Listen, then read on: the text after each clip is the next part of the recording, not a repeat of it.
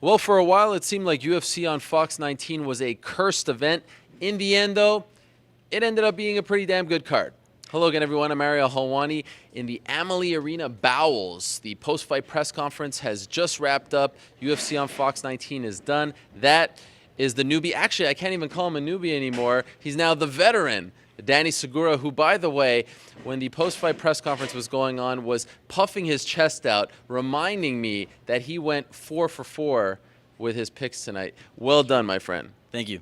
So what'd you think of the card? Obviously, we have to start with Glover Teixeira knocking out Rashad Evans in less than 2 minutes. For me, I'll start off. It's a tremendous win for Glover. It's an impressive win for Glover. He continues to impress after his loss to John Jones, but I can't help but feel very, very bad for Rashad Evans, a former champion, a Hall of Famer, an ambassador, if you will. It's hard not to really feel for him right now. Do you agree? Yes, for sure. And I mean, just at the press conference, he looked like he was very sad, and he even called his performance, embarrassing. So yeah, you have to feel for a guy like that, a guy who he was a former world champion, and now he's 0-2 in his past two performances. Yeah, and this was a brutal knockout. One of those knockouts when you start to question, all right, what's left? What do we do? And he talked about, having to change something, having to do something drastic. I don't know what that is for him, and he wouldn't sort of expand on that, but you have to wonder where he is. Not that long ago, this guy 2.5 years ago defeated Chael Sonnen in a very dominant performance, and it's amazing now people are talking about what's next for Glover and should he fight Rumble, all that, and you just sort of brush aside the legend. It is such a cruel sport.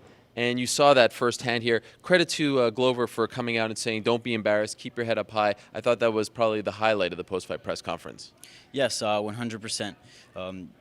As the press conference was going and, the journalists were asking fighters several questions, you see Rashad just like there, sitting there quiet, and, he did look, obviously not too content. And then when it was Glover's turn to talk, the first thing he addressed was telling Rashad, not to be embarrassed, and I thought that was really nice for his part. So not much to say about Glover's win. I mean, he was very dominant. He knocks him out, shows his power once again, but perhaps most notable afterwards is that he asked for Rumble Johnson, a guy that not a lot of people are very quick to call out.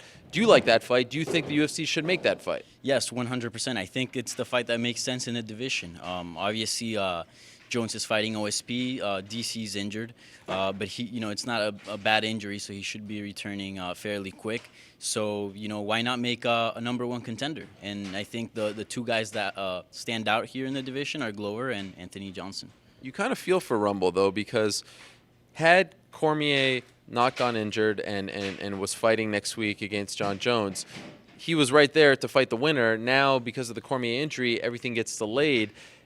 Is it smart for Rumble Johnson to take this fight? I don't think it's ever smart to take a fight with Glover. I mean, we saw what happened to Rashad for taking that fight. But, I mean, Johnson is definitely capable in winning that fight as well. But I think it's a good fight, and I think the UFC should make it and should push to make it. And, we saw that Anthony Johnson, when they put the camera on him when sort of Glover called him out, he seemed kind of content, and he was nodding his head. Yeah. Seemed a fight he would enjoy. All right, so since you're batting 1,000 as a predictor, who would you pick in that fight? Glover Teixeira or Rumble Johnson? That's a tough one. I think Glover's probably maybe more technical, but that doesn't always win the fight. It's up there. I think any guy can win, to be honest. But don't sit on the fence. You can't do that. I would guess I would go with Glover. Wow, interesting. All right, you're riding high. Yes. After the Glover win. You're riding that bandwagon. Do you care to see Rashad Evans again? Is there any fight out there that you'd like to see him in? I do. I think a rematch with Lyoto Machida is great. Okay. But I don't think Machida just popped for a banned substance. Who knows how long he's going to be suspended? So maybe that fight won't happen. So I guess we'll have to wait and see. But I would like to see Rashad return. I think he's maybe stepping into that zone where that Dan Henderson zone where he can just be doing fun fights as of now. And I mean, if he racks a couple wins, he can then start going for on the title run. But for now, I would just like to see him get back in track, get a fun fight going, perhaps even against Shogun if Shogun's ready to go. And, just get a fun fight. Yeah, let's not forget Shogun Rua fighting Corey Anderson right. May 14th, but we'll see what happens. They were supposed to fight on this card, of course.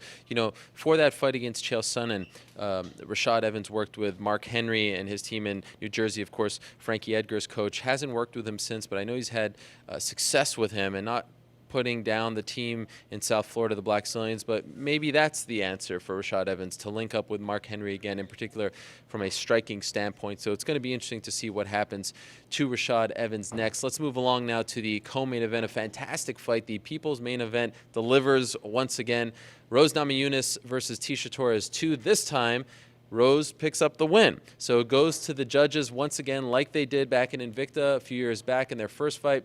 Back then, Tecia Torres got the nod. This time, it was Rose Namajunas. Did you score it for Rose Namajunas? Yes. On the live blog, I actually posted 29-28, and that's what the decision was. I think it was a close fight. I think Tecia took the first round, and then Rose followed up and came back and took the second and third. What do you think of Rose's performance overall? I thought it was good. Obviously, a decision, a finish is way better than a decision, but I thought it was a solid performance. Ticia's a solid opponent as well. So a decision, I don't think it's something to be ashamed of. But I do think now this puts her in an interesting spot, and I think she should be next for the title. I agree that she's the next best fighter after Claudia Gadelha, who's fighting on July 8th for the belt, although that's in 3 months. And she talked about in the post-fight press conference about taking her time, and maybe that will then line her up. But a young fighter like that, I don't love the idea of her sitting on the sidelines for 6-7 months to wait for the belt. You know what I mean? Maybe, I don't know. And Carla Esparza is returning next week as well. She seems to have completely forgotten by everyone. She has a win over Rose, by the way, but I don't know. I don't love the idea of her sitting on the sidelines, but I do agree she is the next best fighter after those two fighting for the belt. What would you like to see her do? Just sit and wait? Well, she said she was fine with waiting. She wants a break mentally. She went through some things this camp, so she wants a break. So as long as it's okay with her, I think it's fine, and that fight should happen. Rose against Joanna. Who do you pick? That's a tough one. I think I would pick Joanna still. Okay. I think Rose has a lot of things to work on. We saw that in this fight with Tecia.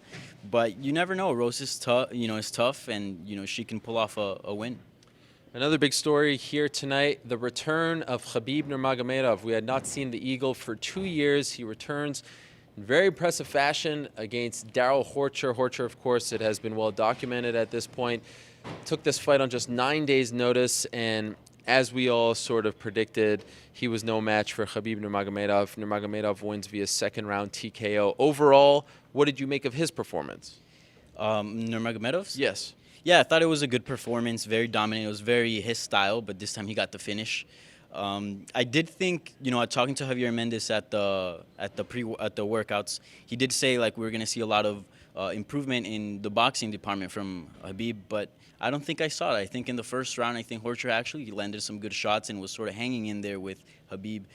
So I would like to see him work on his boxing a lot. Obviously, he already proved that his ground game is amazing, but hopefully he comes back and polishes his boxing up. I love this new Khabib in terms of just saying what's on his mind and being very open with his thoughts. Afterwards, Tony Ferguson, who he was supposed to fight tonight, went on Twitter and said he was unimpressed with his performance and really wants to fight him on this May 29th card for some reason. He's really fixated on that date.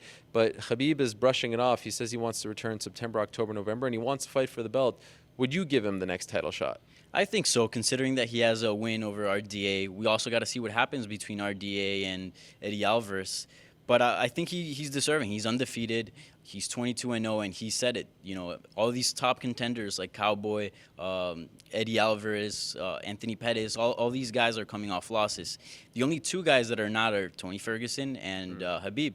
I think a fight between those two would make sense, but if Khabib wouldn't want that fight, I think a title shot is fine as well. Yeah, I don't hate the idea of not killing off one of the contenders, and he's coming off a win over RDA. I know some people will say, oh, a win over Darrell Horcher doesn't warrant a title shot, but he earned that title shot long ago, in my opinion. So I'm curious to see what they do.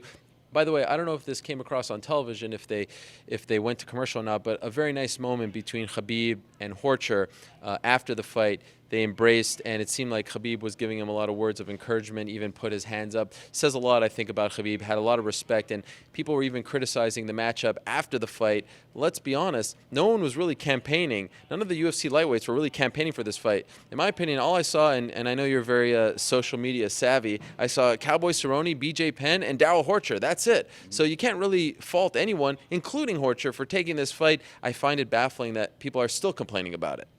Yeah, it's ridiculous that people are complaining about that. Obviously, BJ Penn is scheduled to fight Dennis Seaver.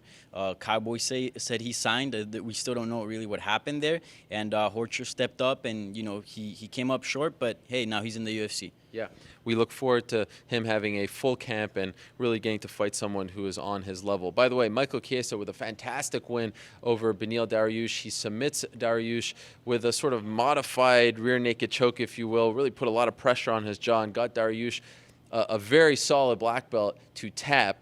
He told us a fantastic story in our post-fight interview about how he had a stage, he called it a stage 4 emergency. He had to take a number 2, and he was battling that while beating Beneil Dariush, which makes the win, in my opinion, all that more impressive. I won't get your thoughts on that because I think we can all relate with that situation. But he did ask for Ferguson. So my question to you is, if they don't do Ferguson-Khabib, do you like the idea of Chiesa versus Ferguson?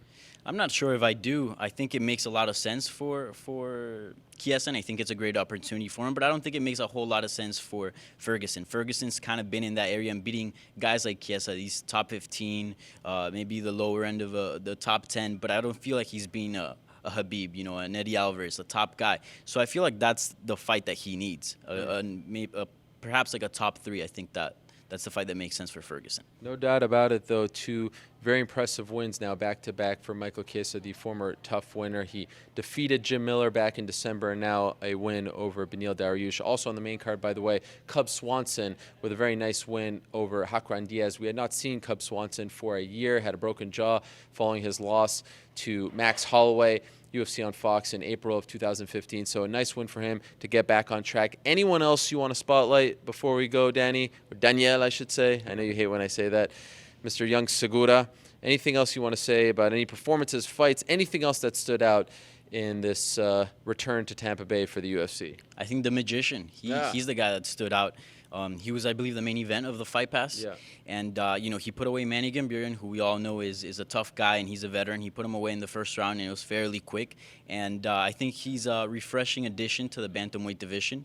Now we got, new possibilities, new matchups, such as the TJ Dillashaw one. And you can, name just about anyone, and I think it would be a fun fight just putting John Dodson up in there with anyone. Yeah, he has a win over TJ Dillashaw, and he was talking afterwards about how he gets annoyed, how Dillashaw says Dotson's knockout of him was a fluke, so he'd love to run that back. I don't know anyone who would disagree with that. A couple other performances that I thought were very impressive. How about Santiago Ponzinibbio with a great win, Argentinian fighter? How about Michael Graves with a solid win over Randy Brown? Fun fight between Raquel Pennington and Betch Kohel. A lot of fun fights, I thought. Top to bottom, there were no real stingers.